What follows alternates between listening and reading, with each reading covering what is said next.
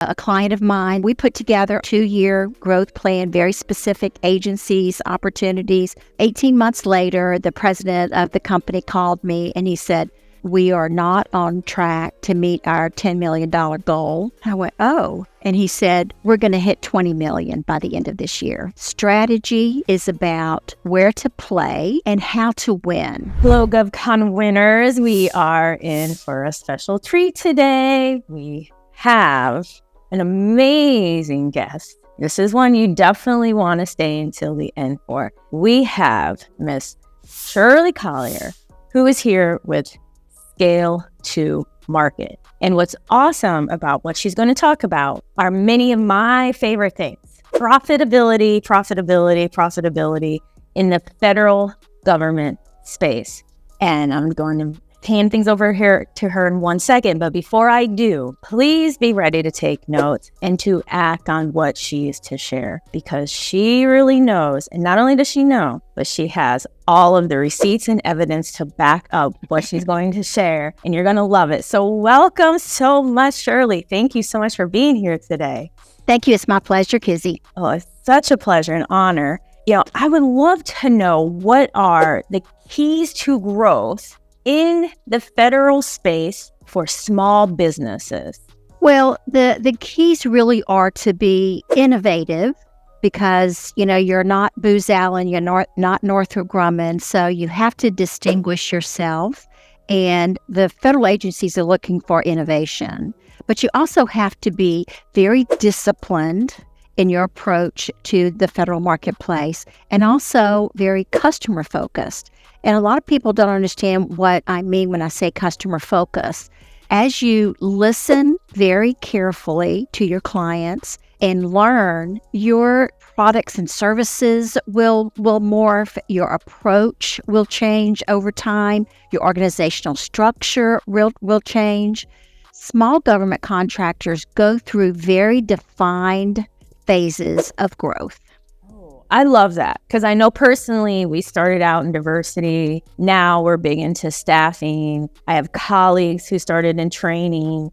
Then they end up pivoting into record management and digitalization of documents. I didn't even know that was a thing that the government purchased, so there's these evolutions that happen. And, what do companies in the startup phase need to concentrate on, especially if it's just them?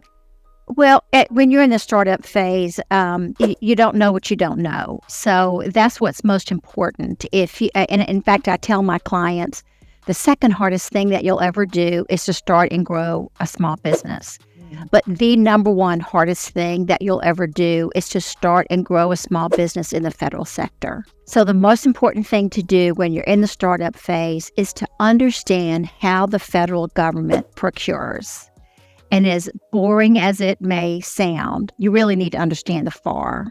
And there are some free services, the PTACs, the SBDCs. There are a lot of people that are very willing to help you understand how the federal government procures, because it's highly regulated. So you want to understand the rules and regulations so you don't violate them. In this phase, what you also want to do is to develop relationships. Sometimes small businesses get their start because maybe they worked for a government contractor, a larger government contractor, and they already had been doing some business as an employee for a federal agency. You definitely want to, when you're in that environment, let's say you're working for a larger company, you want to develop as many relationships as you possibly can. Contractors, with your competitors, with the program managers, your peers, small business office, because those relationships need to be leveraged when you first get started. That is definitely key. Definitely key to leverage those different relationships. The other thing that I thought about in the startup phase is you want to build all of the building blocks upon which your company will grow. So if you qualify for a socioeconomic certification, you definitely want to do that. You want to have a good cost accounting system. That doesn't mean you have to spend a lot of money. QuickBooks has good job costing for when you first get started. You want to understand how to recruit, because sometimes your initial contracts are butts in seats. And that's okay, but that's how you get your foot in the door at an agency. So understanding how to recruit is a key skill when you're in the startup phase. And for those of you who may be watching and unfamiliar with the term, could you just elaborate on butts in seats for some of the viewers? Yeah, so it's basically a staffing requirement. So a federal agency needs a particular person to perform a particular job. Posting that job as a federal job and hiring and so forth is extraordinarily complex and time-consuming, so many federal agencies will just contract out that position. But a butts in seats contract means that that individual gets their direction from someone in the government. Although they're employed through your company, the work that they do and the oversight that they receive is really coming from the federal agency.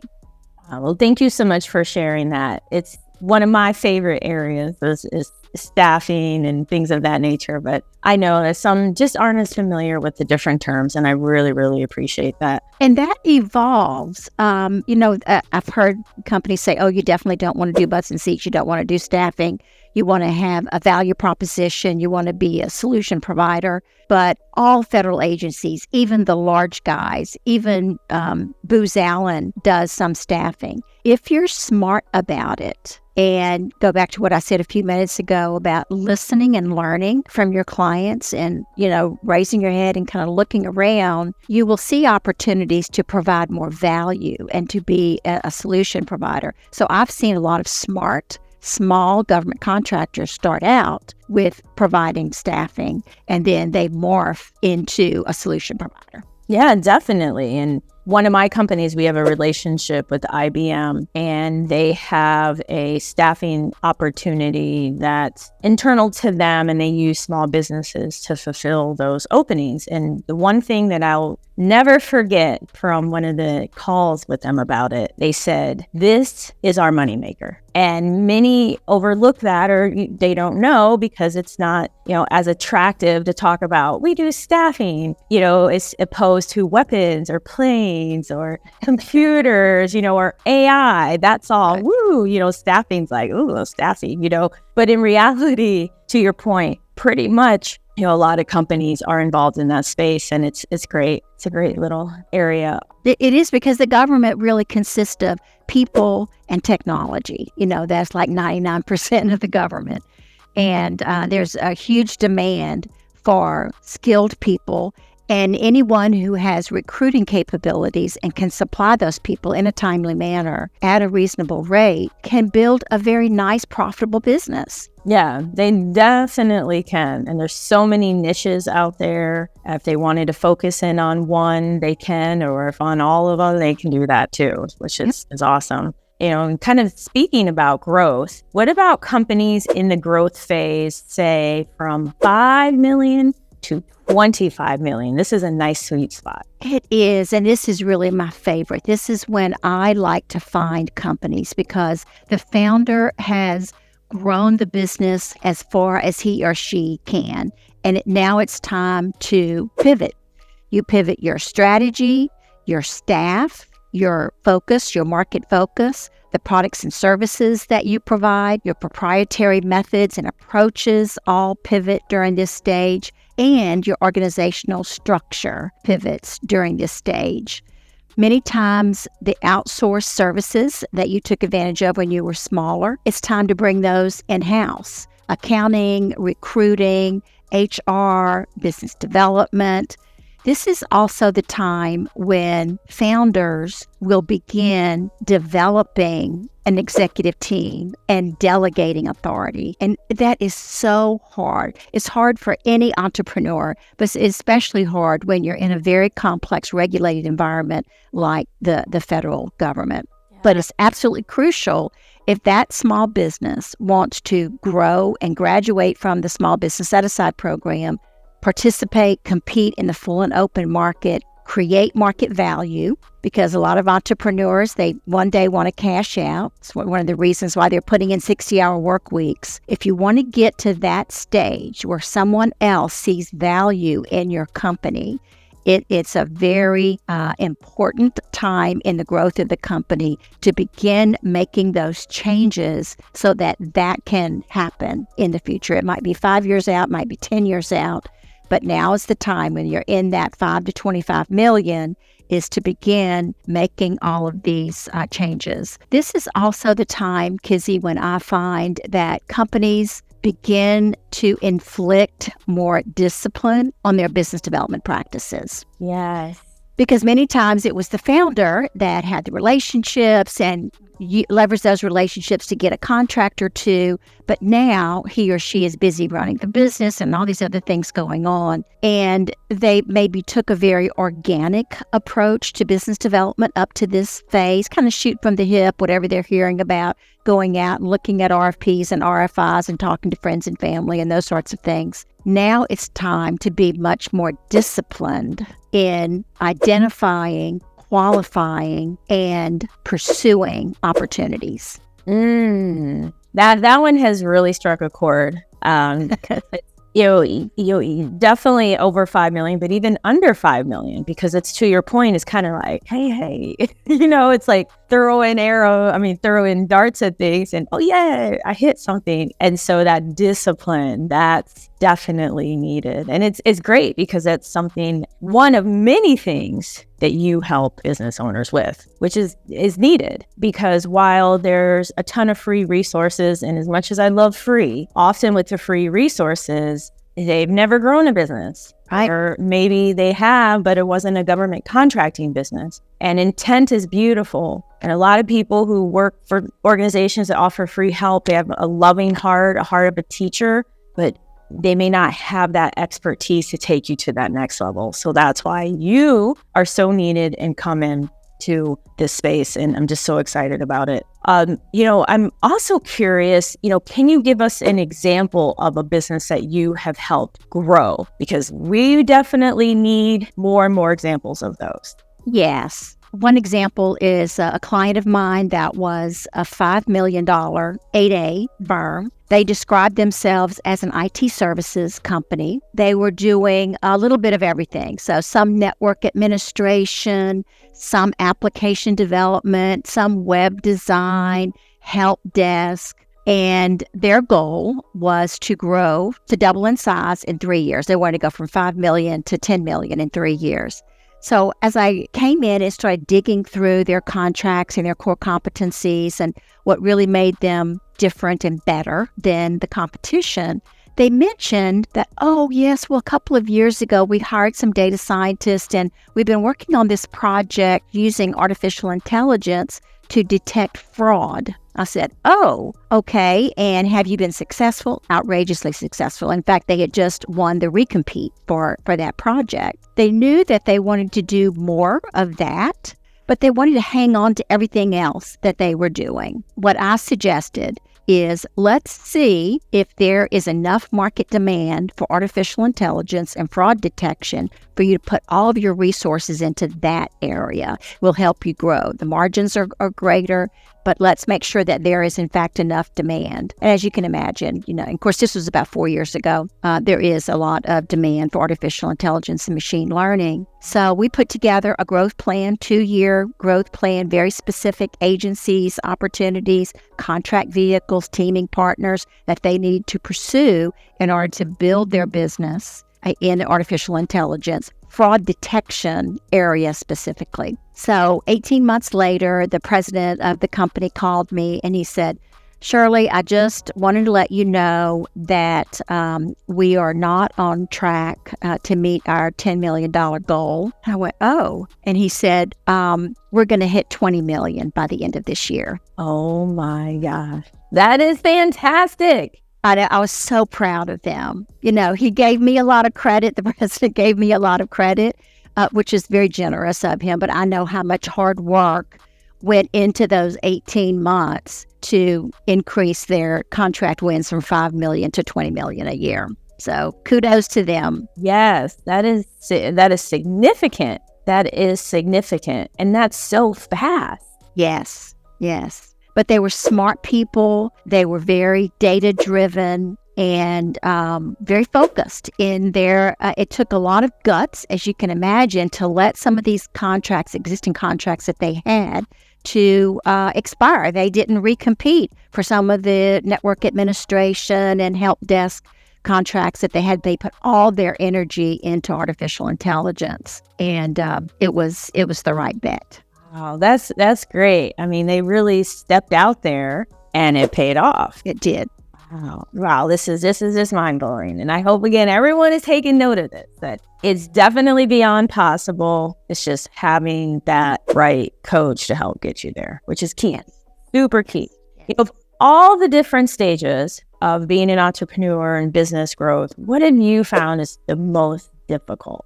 Whatever stage you're in is the most difficult, because it's your reality. You think, oh, the startup, this is the most difficult. And then when you're in the growth phase, you're changing so many things, and there's so much uncertainty.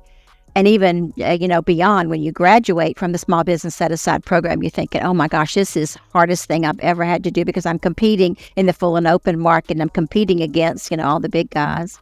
What I try to do in every phase of growth is to help the founders, the CEO, the president, the senior executives understand that what they're going through is normal and it's expected, and that there are multiple paths to success. There are industry best practices. There are things that we can learn from others, but that with a little bit of thinking, very purposeful thinking. In fact, you probably have heard the adage, our thoughts lead to words, words lead to actions, actions become habits, and our habits are our lives. We start with your thinking, and then how do you articulate your thinking? How do you integrate that into behaviors, into actions in your company? And then you want your company to have and practice good habits. And those habits are different at different stages of growth. But that is our objective, is knowing that you, as the founder and CEO, you're not alone in your journey. There are others that are going through the same thing currently and have gone through the same thing. And let's leverage that whole body of knowledge. That is good. I love that. Leveraging the whole body. Got to be able to do that. And, Shirley, you've given and talked a lot about different strategy development for small business contractors. Could you kind of elaborate, what are these different, amazing elements? You can describe them, point them out of a good strategy. What makes a good strategy? A lot of small businesses don't understand strategy, or they think it's only something that big companies do. But it's so critical, really, at every stage of growth. In its simplest form, strategy is about where to play, meaning which agencies, contract vehicles, opportunities, and how to win. What is your market positioning? Prime or sub? What expertise? Which products and services should you provide? What are your differentiators? What do you do better than the competition? So where to play and how to win. So I kind of frame these discussions in those two big categories. And strategy is not something you do once. It's something you do continuously, and it evolves over time. It evolves as the marketplace changes. Federal agencies have different requirements. They have different budgets. There's stuff coming out from Congress that changes the focus on these agencies.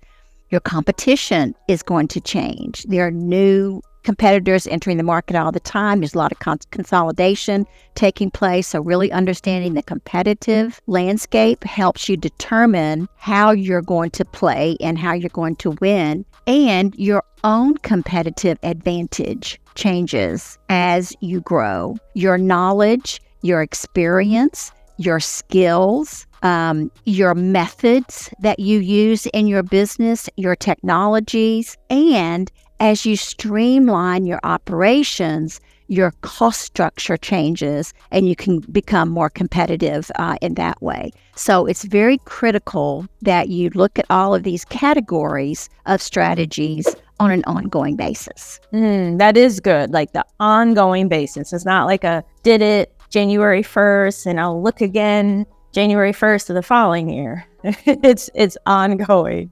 And the most successful companies integrate strategic thinking into the minds of everybody in the company. It becomes a part of your culture. So everybody, if you have people who are doing application development or network services for an agency, you instill in them that we want to do what's best for our client. So be asking them, how can we do this better? Be observant. Look at what their issues are, their problems are, and bring that back to the office, because where there is chaos and uncertainty, there's opportunity. So having everybody in the company think about, how can we do this better? How can we serve this agency better? What's going on at this agency? What can we do to help them achieve mission? Bringing all that back to the office for good strategic conversation is what leads to success. It definitely does lead to success. And I love that you touched on all these areas, because it is so needed, but never discussed enough. There's all this discussion, how to win a contract or target 3 agencies, but all of those other ingredients, it's like knowing to bake a cake, you need flour and chocolate. Like, that's not going to give you a cake. Right. So yeah, and I use that analogy a lot. And in fact, Kizzy, I think that a lot of women use that. You're cooking and you may have the ingredients, but what is your recipe? And then she has the secret ingredients, because they may give you the recipe, but then they withhold those 2 things. Yes, and technique. You make sure that you put this ingredient in first, and then bring it to a boil, and then you add this, but just a pinch, and then taste it. And all of that goes into strategy. Sure does. It sure does. And kind of on the flip end of all of that are the mistakes. What is like the biggest mistake that you have found that small businesses make in this federal space? Proposing themselves to death.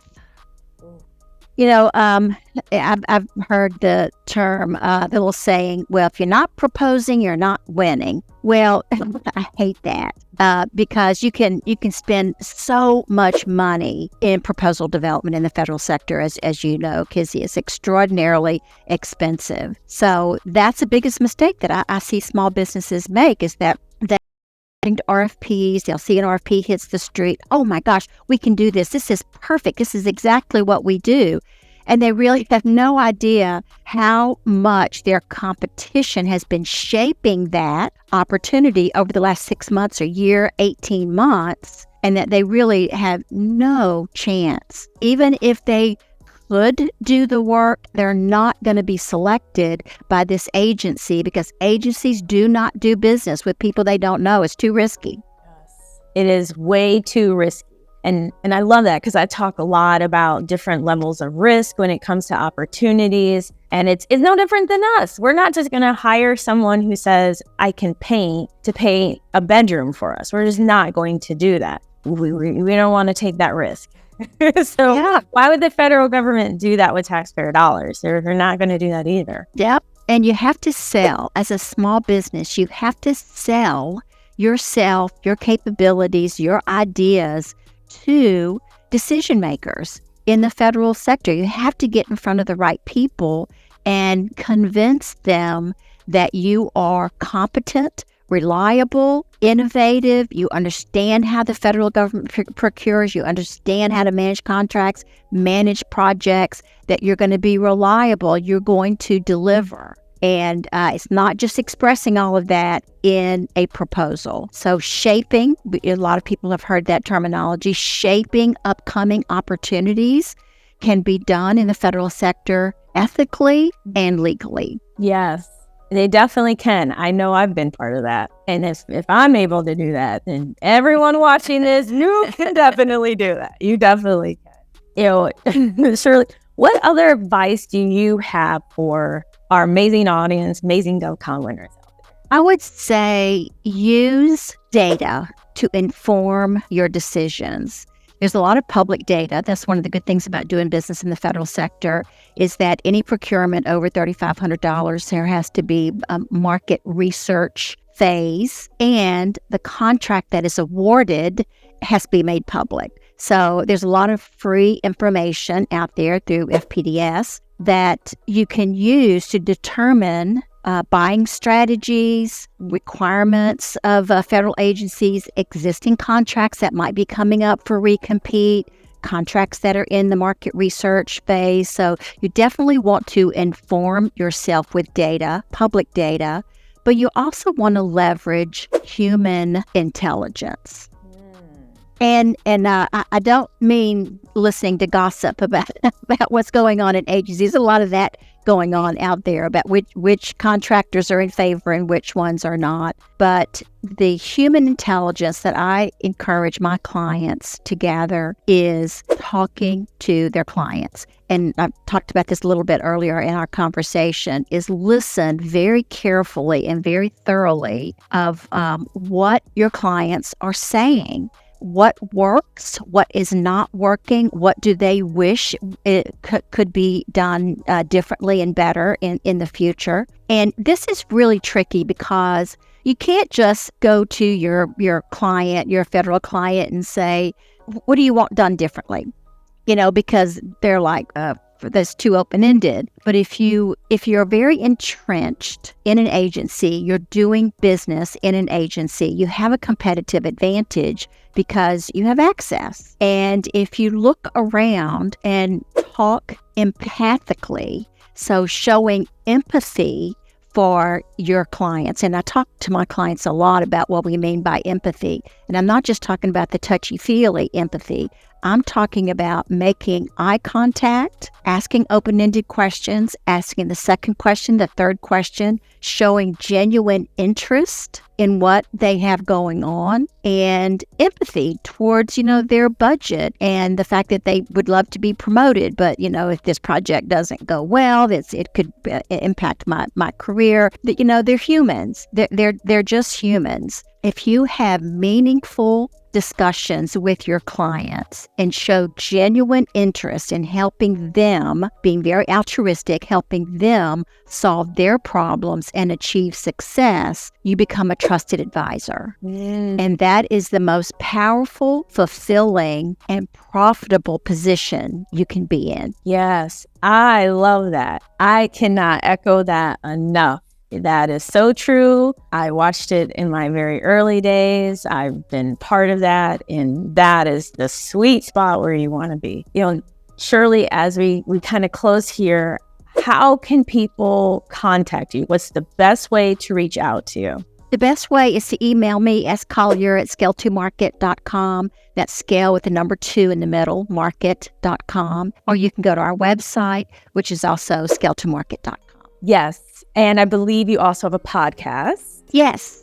Growth Masters Federal, which can be found wherever you get your pods. Yes. So definitely listen, watch, contact her. But what's key in this space is multiple mentors. It's not one mentor, just like it's not one agency. It's multiple. So I cannot thank you enough for being here. I love this. It's so informative. And I know my amazing GovCon winners loved it too. And please contact her. Please comment below, hit the notification button, subscribe, share, like. And as always, all my amazing GovCon winners, don't forget, everything is possible.